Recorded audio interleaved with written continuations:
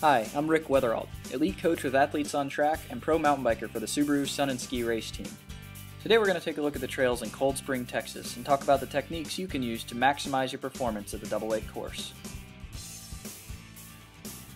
The start at Coldspring is just about as fast as you'll find on any cross-country course. It's a straight paved road for about a quarter mile, and it's actually a slight false flat downhill into a left sweeper, which goes immediately into single track. Now for the first few hundred yards you'll have the full width of the road, but somewhere right around here where Susie is right now, this will start to be coned off and will start to funnel down into the left sweeper that Susie's going into right now.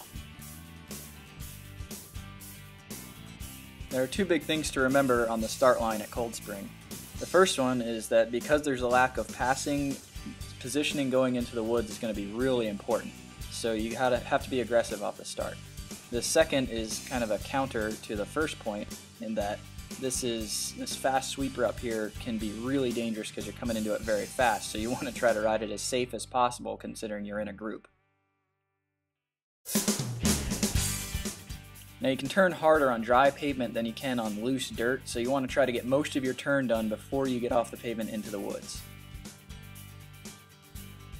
So if you find yourself in the top 3 riders or so coming into this corner real fast, you want to come into it a little wider than Susie just did and try to be done turning by the time you leave the pavement.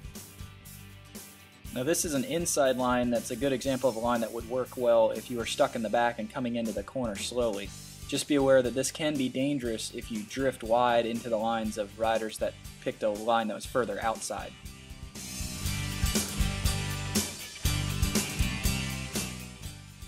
So we'll look at about 3 minutes straight through from the start onto about the first 3 minutes of single track, and we'll take this opportunity to discuss some strategies that are specific to the Coldspring course.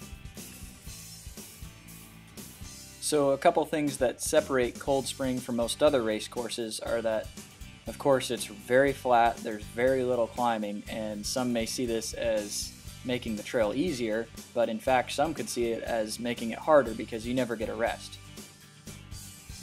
The other trait that makes the Coldspring course unique is, to go along with the flat profile of the course, it's the number of high-speed, somewhat slippery corners that really challenge the amount of traction and bite and your comfort sliding the bike in the corner. And lastly, to go along with all those turns and the fast, flat profile, there's very little passing. There's a number of sections where it dumps out onto some double track for a short amount of time or a long amount of time where you can make some clean passes. But for the most part, you're going to have to ask the rider in front of you for the way by, and sometimes the people in your own class won't want to do that. So the trick is going to be not to get too worked up about getting around the rider in front of you if you do want to make a pass right away. If you do get all worked up and anxious and try to make an aggressive pass, not only is that somewhat dangerous, but it also uses a lot of energy that you can use later in the race. So you really want to concentrate from the word go. Basically, as soon as you dump into the single track off of the road on the start, you want to concentrate simply on holding the wheel in front of you, using as little energy as possible. I know I'm a broken record with that tip, but that's really helpful, especially on a course like Coldspring. You want to give the rider in front of you 2 or 3 bike lengths, see where they're going, and try to use a little bit less brake than they are, so it makes you have to work a little bit less hard to accelerate coming out of each corner. So if you get the chance to pre-ride, don't worry about memorizing the whole course. A lot of these corners look the same and you'll get lost trying to memorize the whole thing. What you want to look at is try to memorize where the passing zones are. Where are the double track? Where is the trail wide enough? Where does it split to 2 that can allow one rider to safely pass another? If you're not in those passing areas, just focus on saving as much energy as possible until you get to that passing area. Now when you're coming up on one of these long straightaways where you can make a pass, if you're getting ready to make a pass, consider your 2 options. The first one is to surge around the rider you're passing very quickly in an effort to drop them right away and put a gap on them. Your second option is to come by them a little bit slower and allow them to grab your wheel and let them draft you for just a second, and then they can come around you and you can draft them, and so forth. If you can work together, you can often make up a gap. So there's no one right answer here. Each could be the right answer given the race situation. Just be aware of that and think about it before you come into one of these passing sections.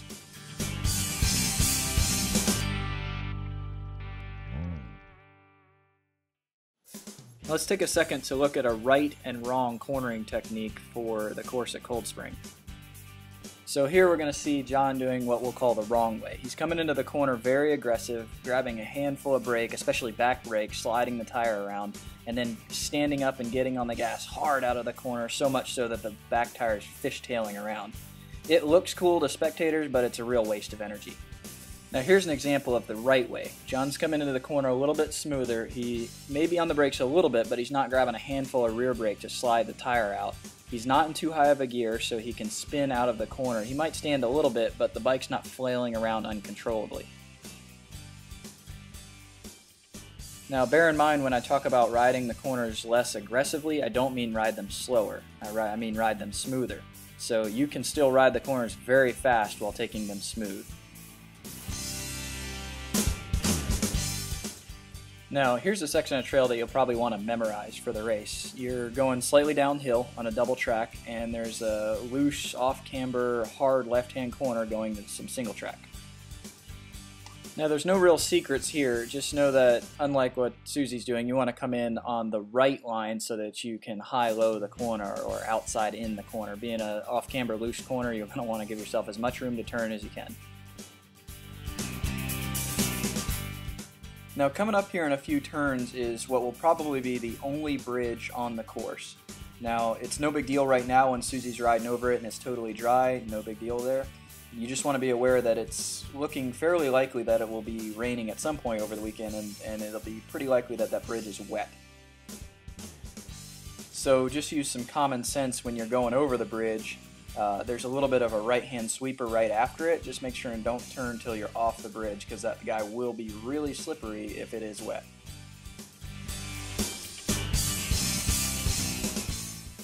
Now this next section of trail may or may not be in the race depending on how well it dries out and how much water they get this week. The point I want to illustrate here is that when you're faced with a muddy trail, sometimes your tendency is to go off the trail to the side. Now the ground here at the Coldspring course for a lot of it is such that if you get off the trail, it's really, really soft, especially in the wet sections. A lot of times on the wet, muddy trail, it's actually got a very hard bottom to it, so if you get in the middle of the trail and just keep on chugging, that's going to be your fastest alternative.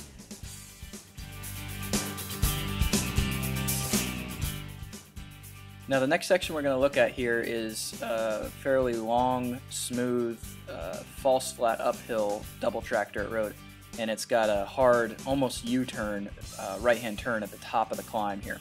So this is a great example of a place where you can use drafting with some other racers in your class to your advantage. Just make sure that you're ready for this hard right-hander coming at the top. You want to come into the corner on the left side of the road and then cut the corner inside, maintaining as much momentum as you can around a 180 corner.